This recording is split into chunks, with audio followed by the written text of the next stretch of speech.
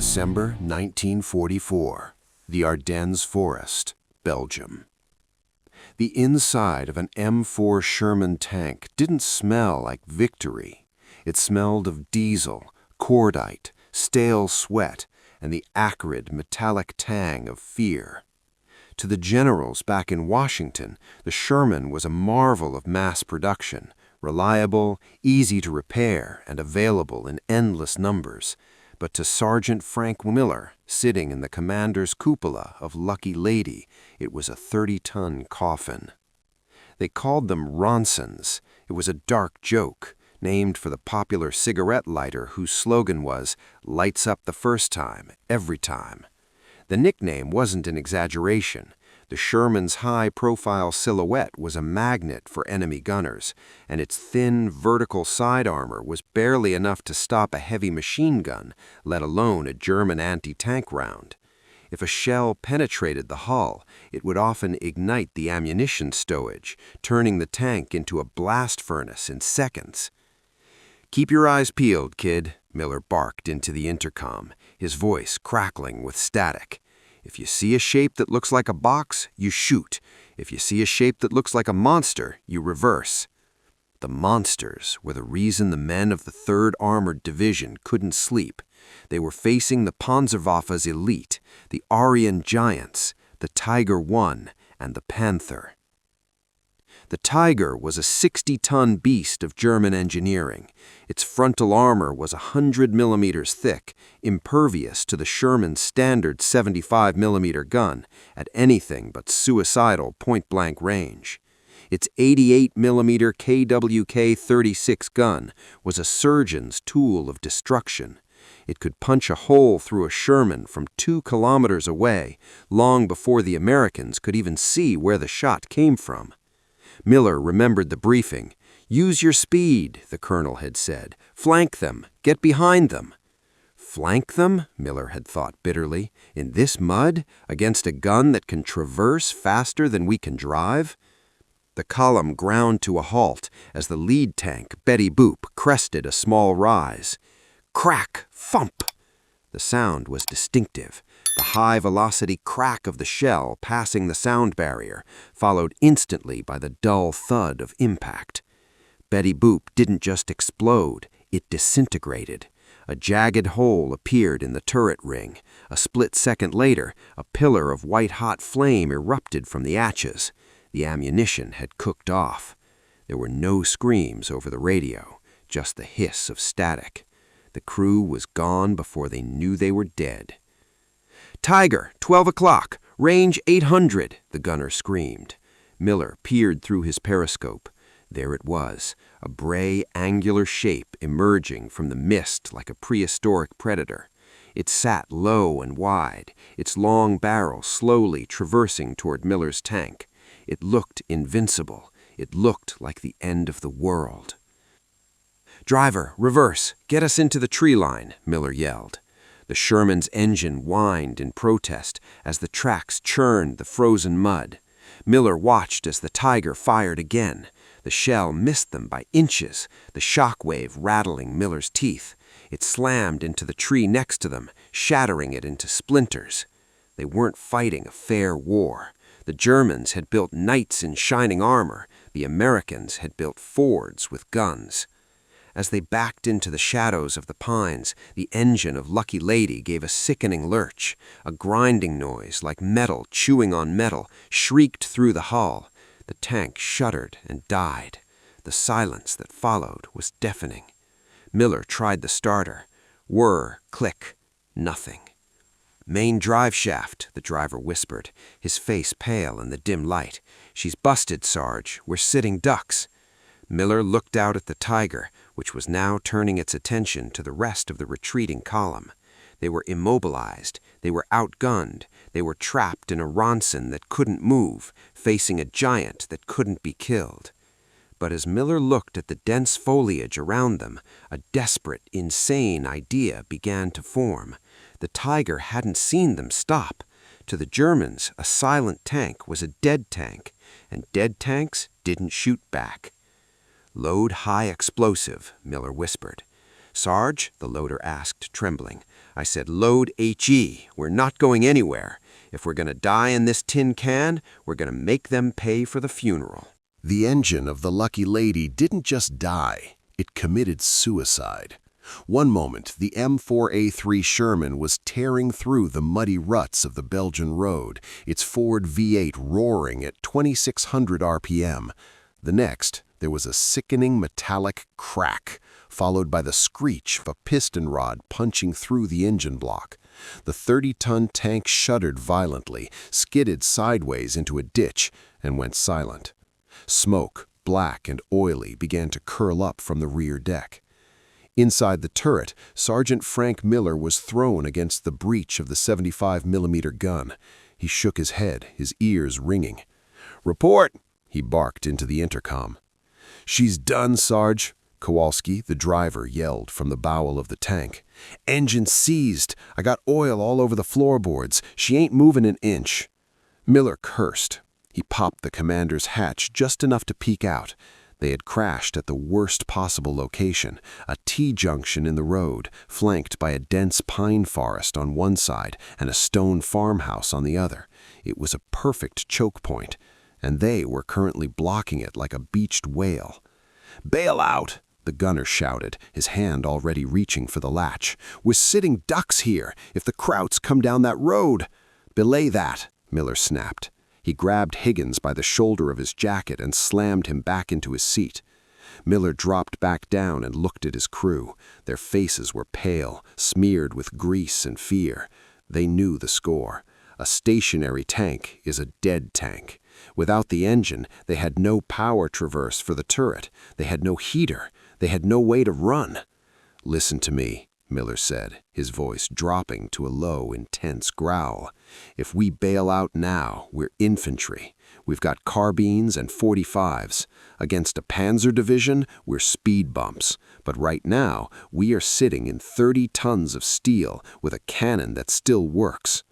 "But we can't move the turret fast enough," Higgins argued, "without the hydraulic pump." "Then you crank it by hand, damn it." He pointed to the manual traverse wheel. "We are dead in the water. That's our advantage." The crew looked at him like he was insane. "Think about it," Miller continued, wiping sweat from his eyes. "The Germans are looking for targets. They're looking for movement, for exhaust smoke, for muzzle flashes. They see a tank in a ditch with smoke coming out of the engine deck. They see a wreck. They see a kill that someone else already made." He leaned in close. "We play dead." "Jesus, Sarge, you want us to ambush a whole column?" "I want us to block the road," Miller said. "Load AP, armor piercing. Don't fire until I give the order. I don't care if they're driving over the hood. We wait for the lead tank to pass us. We shoot them in the ass. Then we block the road with their burning hull." It was a suicide pact. They all knew it. But it was better than running through the snow and getting cut down by machine gun fire. Miller ordered the driver and bow gunner to stay in their seats, but to keep their hatches closed and locked. He ordered the loader to clear the spent casings from the floor to give them room to work. "Traverse right, 2 degrees, Miller whispered. Higgins grabbed the manual crank. With the engine dead, the hydraulics were useless. He had to use brute strength to rotate the massive turret. Gears ground together. Click, click, click. The gun barrel moved agonizingly slowly. "Hold it," Miller said. He put his eye to the periscope. The vibration started in the floor of the tank before they heard the sound. It was a deep, rhythmic thumping that grew to a roar. The ground shook. Through the periscope, Miller saw the first shape emerge from the mist. It was a Panther, 60 tons of sloped armor. Its long 75mm barrel was sweeping back and forth, looking for threats. The Panther rolled closer. It was huge. Miller could see the Zimmerit anti-magnetic paste on its hull. He could see the commander's head sticking out of the cupola. The German tank rattled past the Lucky Lady at a distance of less than 50 yards. The German commander glanced at the smoking Sherman in the ditch, then looked away. He bought it. He thought it was a corpse. "Steady," Miller breathed. "Let him pass. Let him show us his engine deck." The Panther rolled on. Its rear armor, the weakest part of the tank, came into view. "Gunner," Miller whispered, his heart hammering against his ribs like a trapped bird. "Target rear, range 50 yards, fire when ready." The inside of Lucky Lady was no longer a tank, it was a freezer. Without the engine running, the temperature inside the steel hull had dropped to match the biting cold of the Ardennes winter. Condensation dripped from the periscopes, freezing into little rivulets of ice. Sergeant Frank Miller watched the breath plume in front of his face. He signaled for absolute silence. Outside, the world was shaking. The rhythmic clank, squeak, clank of heavy tracks was getting louder. It wasn't the high-pitched whine of an American engine. It was the guttural, throaty roar of a Maybach V12. "Here they come," Miller whispered. "Nobody moves, nobody breathes." Through the periscope, the mist parted. The nose of a German Panzer tank appeared. It was massive, its sloped armor painted in a jagged ambush pattern of ambush tricolor, wrought brown, olive grün, and dunkelgelb. It looked like a prehistoric beast stalking through the snow. The Panther rolled slowly past their position. It was so close that Miller could see the mud caked on its road wheels. He could see the commander standing in the open hatch, scanning the tree line with binoculars. The German officer looked right at them. Miller's heart hammered against his ribs so hard he thought it would give them away. "Don't look at the gun. Look at the smoke. Look at the ditch. We're dead. We're just a wreck." The German's gaze swept over the Lucky Lady, lingered for a terrifying second on the open engine hatch where smoke was still lazily drifting out, and then moved on. He dismissed them. To him, a tank in a ditch with a smoked engine was garbage. The Panther rumbled past. "Traverse," Miller hissed, "slow, smooth." Higgins, the gunner, grabbed the manual traverse wheel. His knuckles were white. With the hydraulic system dead, moving the turret was like trying to open a rusted bank vault. Grind, click, grind. The gears complained softly. Miller watched the Panther's rear end. The exhaust pipes were glowing red hot. The rear armor plate, the Achilles heel of the German giants, was exposed. It was thin, flat, and right in front of them. Range, 40 yards. Target, engine compartment. Fire! Boom! The sound inside the closed steel box was deafening. The 75mm gun recoiled violently, the breech block slamming back just inches from Miller's hip. The empty brass casing clanged onto the metal floor, smoking and hot. Outside, the result was instantaneous.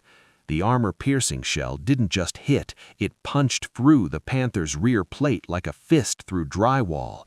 It smashed into the engine block and severed the fuel lines. A split second later, the German tank shuddered as the fuel ignited. A pillar of angry orange flame erupted from the engine deck, shooting 30 feet into the air. The German column behind the Panther slammed on their brakes. "Reload," Miller screamed. "HE, target the half-track behind him." The loader, a kid named Baker, shoved a high-explosive round into the breech. "Up! Fire!" The second shot screamed out of the wreck. It hit the lead SDKF 0251 half-track squarely in the grill. The vehicle disintegrated, blocking the road completely. Now the trap was sprung, but the reaction from the Germans was chaos. They started firing, but not at Miller. Machine gun fire raked the woods to the left.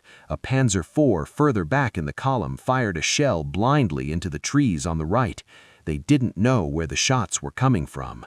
"They don't see us," Higgins yelled, laughing hysterically as he hand-cranked the turret towards the next target. "They think it's anti-tank guns in the forest." It was the perfect camouflage. The Germans were looking for muzzle flashes in the woods. They were looking for hidden infantry. Their brains simply refused to process the fact that the dead American tank sitting right next to the burning Panther was the killer. Miller watched through the smoke. The German infantry were bailing out of their trucks, diving into the snow, looking everywhere but at the Lucky Lady. "We're a ghost, boys," Miller gritted out, watching a confused German officer shouting orders just 50 yards away. "We're invisible. Keep firing until the barrel melts. Make them think there's a whole damn battalion in this ditch." For the next 10 minutes, the broken tank became a dragon. It spat fire at point-blank range, immune to suspicion, turning the elite German column into a parking lot of burning metal. The Aryans were giants, yes, but they had been blinded by their own arrogance. They forgot the first rule of war: make sure the enemy is dead before you turn your back on him. It took the Germans 15 minutes to realize the corpse was shooting at them. For a quarter of an hour, the lucky lady had been invisible. She sat in the ditch, smoke lazily drifting from her engine deck, looking for all the world like just another casualty of the Ardennes offensive. But in that time, Sergeant Frank Miller and his crew had put 3 75mm rounds into the rear of a Panther and decimated 2 half-tracks. The road was a parking lot of burning German steel. The convoy had stopped, confused, firing wildly into the woods, convinced they were surrounded by American anti-tank guns. Then, a German officer standing near the burning Panther saw it. He saw the barrel of the wrecked Sherman recoil. He saw the muzzle flash bloom from the ditch. He pointed a gloved hand directly at them and screamed something that was lost in the roar of battle. But Miller didn't need to speak German to understand. "They made us," Miller yelled, his voice cracking over the intercom. "Button up, everything we've got, right now." The ruse was over. The siege had begun. Suddenly, the lucky lady wasn't a ghost anymore. She was a magnet for every gun in the Panzer division. Clang, clang, whang! Machine gun bullets began to hammer against the hull like hail on a tin roof. It was a terrifying, deafening rhythm. Inside, the noise was amplified 1,000 times. It sounded like they were sitting inside a church bell that was being beaten with sledgehammers. "High explosive, infantry at 2 o'clock, Miller shouted.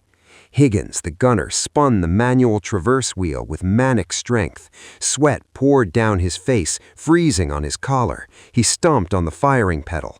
Boom! The coaxio .30 caliber machine gun chattered, spitting hot brass onto the floor of the turret. Outside, a squad of German grenadiers trying to rush the ditch with Panzerfausts, single-shot anti-tank weapons, was cut down by the spray. But the real threat was behind them. Through the smoke of the burning convoy, a Tiger I tank began to push the wreckage aside. It was a monster.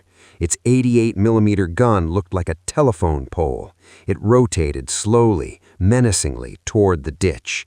"Target front!" Higgins screamed. "It's a Tiger! AP won't scratch it!" Miller knew the math. A 75mm armor-piercing shell against the frontal armor of a Tiger was like throwing a pebble at a bank vault. If they fired AP, it would bounce off.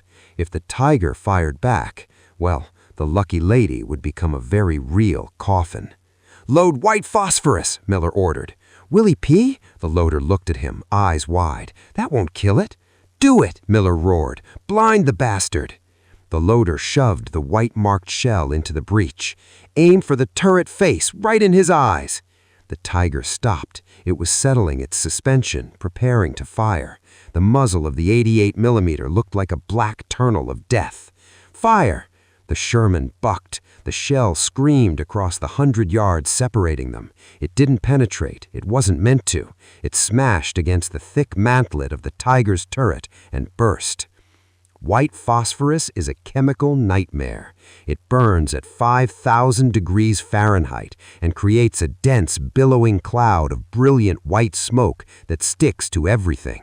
The Tiger disappeared behind a wall of white. Burning chunks of phosphorus stuck to the driver's vision block and the gunner's optics. The German tank was blind. Inside the Tiger, panic set in. The toxic smoke was being sucked into the ventilation system. The crew couldn't see to aim. They couldn't breathe. The Tiger's gun fired blindly, the shell passing 5 feet over Miller's head and exploding in the trees behind them. The shockwave rocked the Sherman, knocking helmet liners off the rack. "Hit him again," Miller yelled. "Keep him blind. Don't let him see us." They hit the Tiger with another white phosphorus round, then a huge explosive round to rattle the crew. The German giant, coughing and blinded, began to reverse, its tracks grinding the pavement as it backed away from the stinging, burning cloud. For the next 20 minutes, it was a brawl, a tin can fighting a heavyweight. The Sherman took hits that shattered the periscopes. Shrapnel from mortar rounds pinged off the turret. The air inside grew foul of the smell of propellant and fear. They were running low on ammo. The floor was ankle-deep in spent casings. "I can see movement on the right," the bow gunner yelled. "They're trying to flank us." "Traverse right," Miller commanded. "Cut them down." They were one stationary tank against a battalion. They couldn't move. They couldn't run. They could only hold the door shut. Miller looked at his watch. They'd held the road for 40 minutes. The entire German advance, timetables that had been planned down to the minute in Berlin, was backed up for miles because of one broken American tank that refused to die. "We're down to 5 rounds, Sarge," the loader coughed, his face black with soot. Miller grabbed a Thompson submachine gun from the rack. He looked at his men. They were exhausted, deafened, and terrified, but they were alive.